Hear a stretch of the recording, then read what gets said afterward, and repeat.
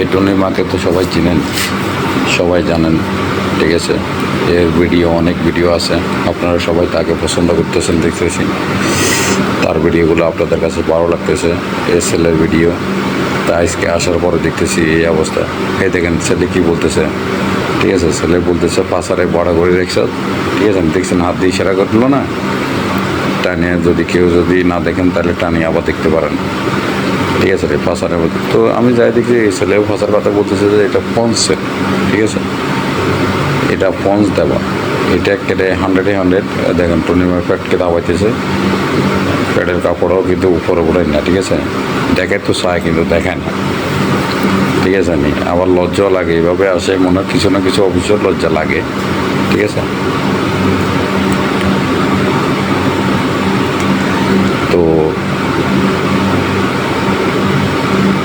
পেটকে দাবাইতেছে, দেখবেন মাঝে মধ্যে পেট দেখাবো, ঠিক আছে। না দেখাই তো চায় কিন্তু দেখায় না, নাবি টাবিগুলো দেখাই তো চায় কিন্তু দেখায় না, ঠিক আছে। কি জানি লজ্জা লাগে না, কেউ আছে কি না জানি না। এই যে দেখেন, দেখছেন দেখছেন। তো আজকের একটা আপনাদেরকে জেনুয়াল ঘটনা বলি, ঠিক আছে। ঘটনাটা হলো এই, আমি তো গ্যারেজে কাজ করি, আপনাদেরকে বলছি আমি গ্যারেজে কাজ করি। আমি বর্তমানে এখন কুয়েতে আছি। তো আজকে রাত 9টার দিকে, 9টা, সাড়ে আটটার দিকে, তো আমি এক লোকের কথা বলতেছি। আমাদের দোকানের একটা মণ্ডপ আছে মাছরি, তো মাছরির কথা বলতে বলতে বলতে হঠাৎ করে আমি আর আমাদের এক দেশি ভাই আছে, ও মেকানিক, তো কাজ করতেছি না, ও কাজ করতেছে, আমি তার সাথে কথা বলতেছি।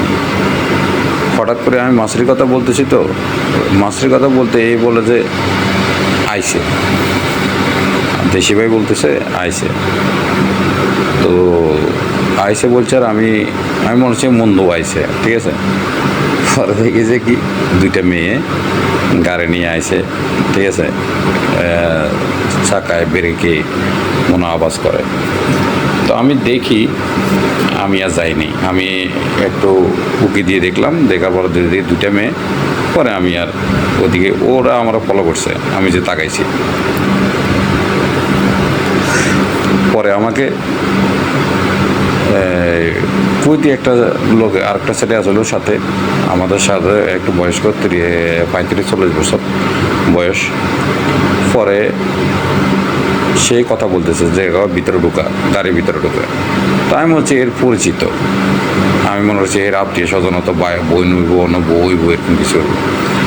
আমি আর যাই না। পরে আবার আমার ডাক দিছে আমার, আমি গেছি গাড়ির কাছে, গেছি। আমার কয় যে তুই তাকাইলি, আসলি না যে।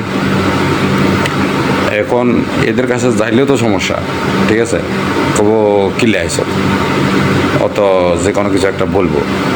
তো এই কারণে আমি যাই না। কিন্তু পরে আমি দেখ কথা কাটিয়ে লাইলাম, আগে দেখ না, আমি তো মনে হচ্ছে তোর পরিচিত, হ্যাঁ, হে আবার দেখি কথা কয়।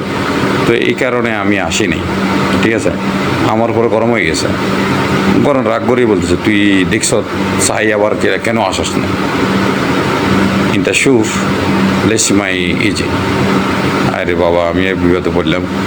হ্যাঁ, আমি বলছি না, তোর লগে তো কুইতির লগে দেখছি কথা কইছ, তো আমি মনে হচ্ছে হের কোনো পরিচিত কি না, এই কারণে আমি আসি নাই। হ্যাঁ, এটা হলো। তো পরে দেখেছে মানে রাগ হয়ে গেল, আমি গেলাম না কেন।